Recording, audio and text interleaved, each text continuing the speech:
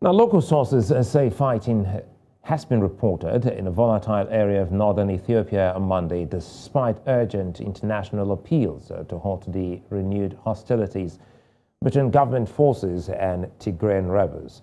The warring sides have accused each other of launching attacks last Wednesday that torpedoed a 5-month truce and dealt a blow to hopes for a peaceful resolution to the brutal conflict in Africa's second most populous nation. On Monday, clashes were reported in the area around the town of Kobo, which lies in the Amara region just south of Tigray, and fell into the hands of rebel fighters at the weekend, prompting many residents to take flight. Some residents told journalists that there is heavy fighting nearby. A social justice advocate in Tigray, Cherinet Hariffo, now joins me from Washington, D.C. in the United States to help us understand the latest fighting in the region. Good to see you and thanks for your time. Now, a 5-month truce broken. Clearly, that's a huge blow dealt to hopes for a peaceful resolution to the brutal conflict in Ethiopia. Now, was this inevitable? Thank you for having me. I think first I would like to put into record that there was no truce declared at all because the people of Tigray were still starving. AIDS was not getting into Tigray. People were dying of lack of medication and so on. So the concept that the truce was declared was not true. Although the Ethiopian government declared that to make the international community feel that there was actually a truce declared, but there was no truce declared at that point. And the involvement of Eritrea into this conflict. Unless Eritrea is also dealt with, there's no way that the idea of peace will come back to the people of Ethiopia. So I think there's so many things left out in that truce. There was some preconditions set, but therefore it was not meant. The promises that the Ethiopian government had was not fulfilled. So it was broken because it was inevitable for it to be broken anyway. So in other words, there was a truce, but a broken truce. Yes, there was a fake truce, I would call it, because it was not realistic, as it was not allowing the aids to come into Tigray, and it was not allowing basic necessities to be transported to Tigray. So that kind of gave the Tigray government that they had no choice except to, do whatever they have to do to save their people.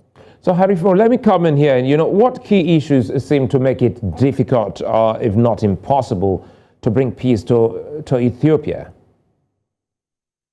Yeah, I think there are so many issues left out. When I think President Obasanjo actually started campaigning for peace between both parties involved into the conflict. However, the Ethiopian people are not involved into this peace process. They're gonna start a table discussion about the conflict and what caused it. The underlying issues are not addressed. The Tigray region, as you might know, that they're still under siege. Aid is not getting into it. Without basic necessities, without food, without aid, without medicine, how can you have a talk when all these things are happening? People first have to eat before even they start talking. Without addressing those issues, I think there's no way that peace will come to Ethiopia. And remember, peace in Tigray is peace in Ethiopia. There's no way that Tigray is still suffering due to this humanitarian crisis, and other regions in Ethiopia could remain calm. The other issue is also Eritrea. Eritrea has been the biggest issue right now we have in Ethiopia. The Eritrea's involvement into this conflict has made peace almost impossible because the Eritrean government is striking fire from the northern side at its bordering most of our Tigray region border, and it is not allowing for peace to prevail in Ethiopia. I think the Ethiopian government calling on Eritrea to exit Tigray will be the first step towards actually having a peaceful dialogue in Ethiopia. Well, you've said something about food. They must have an easy passage so that people can actually eat. What more can you tell us as a social justice advocate? What conditions are necessary for this peace to reign in the entire country? I think for this peace to prevail, I think the Ethiopian diaspora have a huge responsibility. The Ethiopian diaspora has been the victims of the state-sponsored propaganda that has been the anti-Tigrayans, and it has been going on for almost 2 years now. This has to stop. The Ethiopian community needs to hold hands together to call for their government to start discussing and having a dialogue. And the international communities, which are supposed to be doing this, are not doing enough to kind of bring peace to Ethiopia.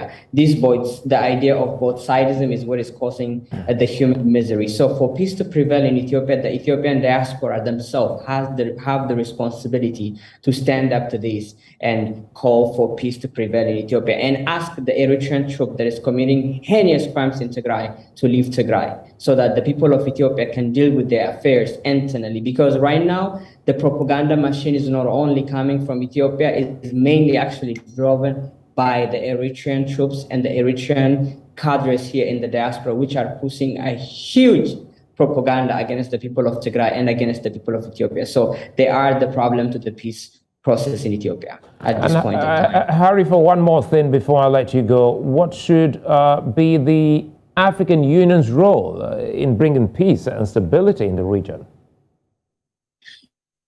Thank you. The African Union has failed fully. All the hope that we had in it has failed because the African Union has decided to take a side instead of solving the issues that we have in Ethiopia. I mean, as a center, of democracy and so on, that we believe that African Union should have played a major role in ending this problem, but rather it has chosen to take sides with the Ethiopian government, which has deteriorated the situation even worse. So I think the African Union should go back to its sense and start dealing with the issue as it is and call on both parties to come to the table and discuss the issues and also be impartial in the process going forward.